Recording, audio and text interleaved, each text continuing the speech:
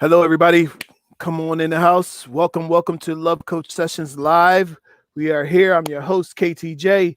They call me the Love Coach Kel, and I'm here to share. Today, we got a good talk, and we're going to get into it today. We're talking about healing from hurt, what you can learn from the Tamar Braxton interview and her situation, what you can learn from her. So we want you guys to come on in the house. We've got the chat room that is open and ready for you to share your thoughts, share your feelings, your ideas on this topic today. We're going to get into it a little bit today. I think this is an important topic. You know, we always talk about how to find love, how to fall in love, how to keep love going, but we also got to talk about how to heal from love and how to heal from heartbreak. And what do you do when it's over? Do you know when it's over?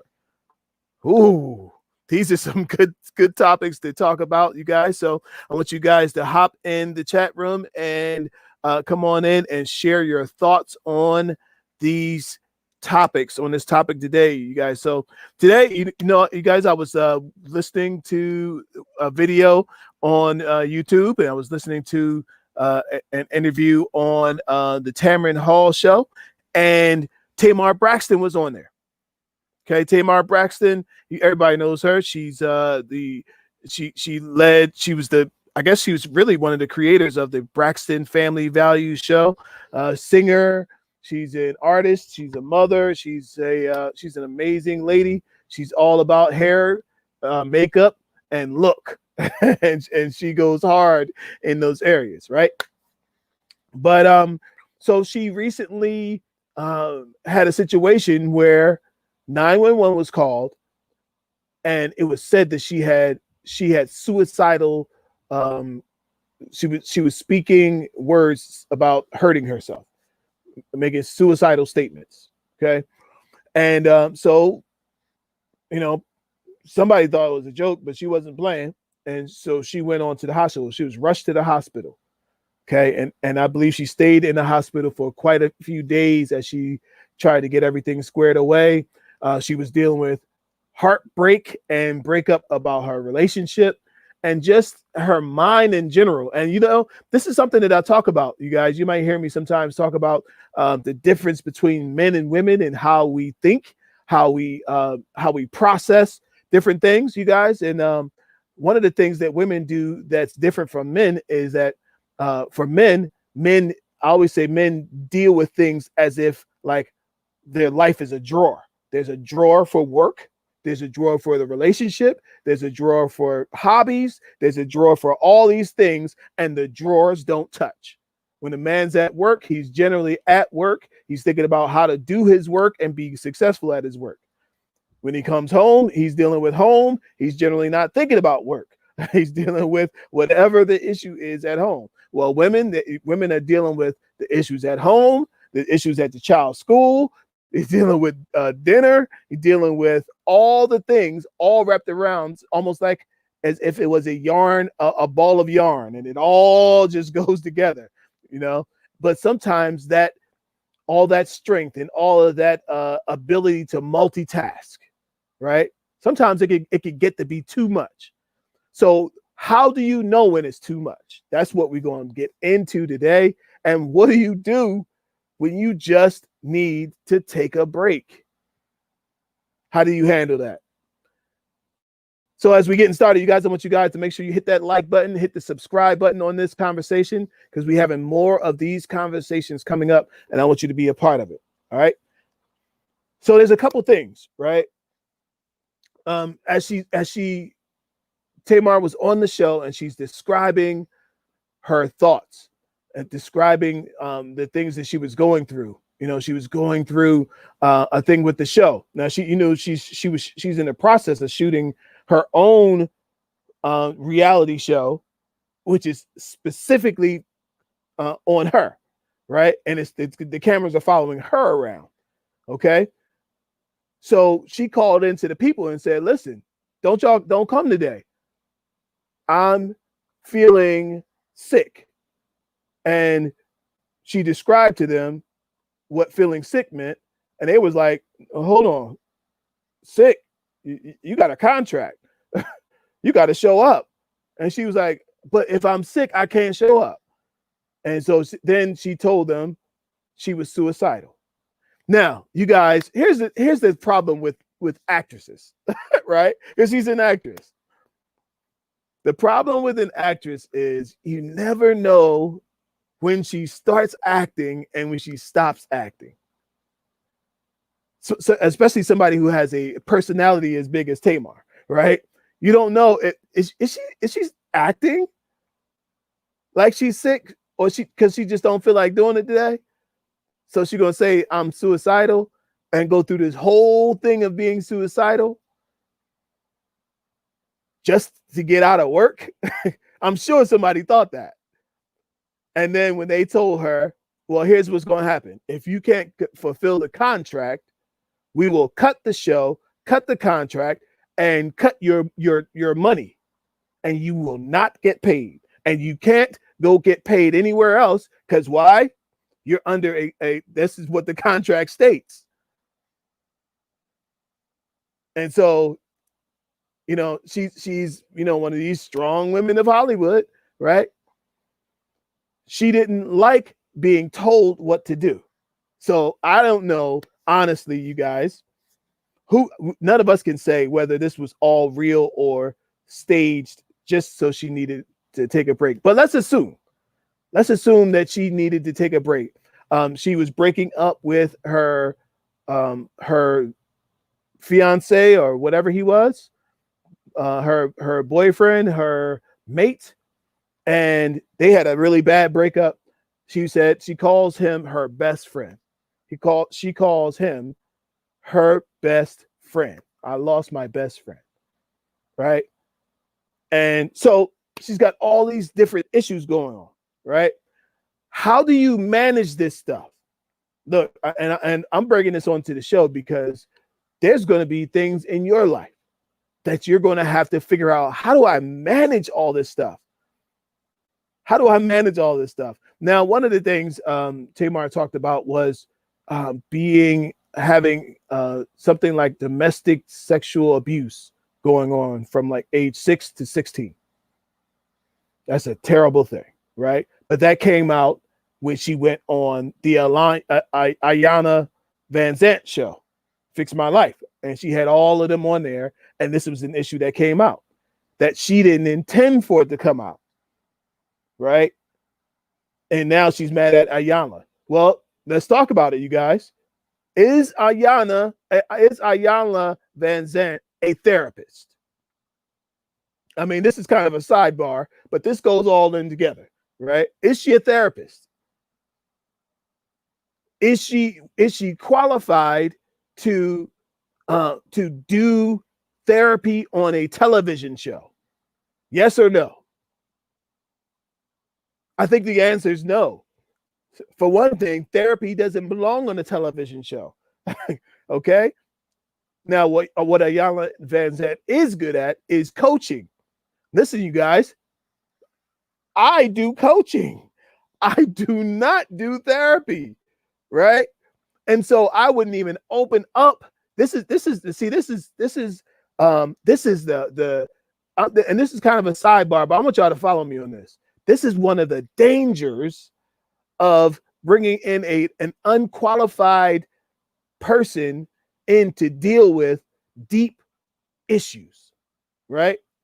If you come to me with that whole story, hey, LV, thank you so much for popping in. Look, you come to me with that whole story of that Tamar Braxton told Ayanna Van Zant about being sexually abused and having all of these things go on in her life, right? The minute that she said like something even hinted towards it, you shut it down and you say, okay, here's what we're going to do. Here's what we're going to do. This issue right here is important and it needs to go to a professional for long-term therapy. You can't do therapy on a television show. Even if it's Dr. Phil, that's not the place for therapy. Now, what you can do is coaching. So, and there's a lot of people who follow Ayanna Van Zant, and they are supporters of the Fix My Life show. I am not a supporter of the Fix My Life show because I see the damage that she does. It's more like Wreck My Life show some more. It should be called the Wreck My Life some more show, because she's taking on issues that she's not qualified to talk about. Okay.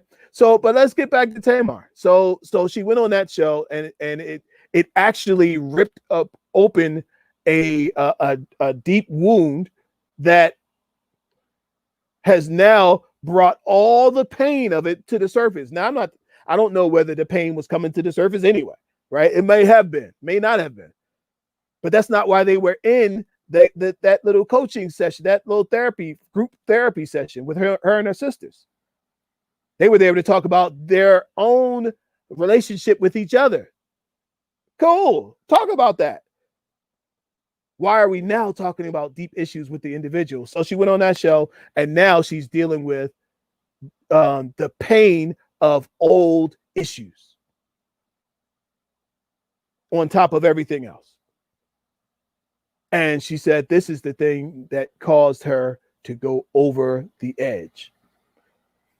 So look, there's a couple things, you guys, whether this is about relationship hurt or emotional pain of some other sort, whatever it is, you guys, we have to know how to heal from hurt.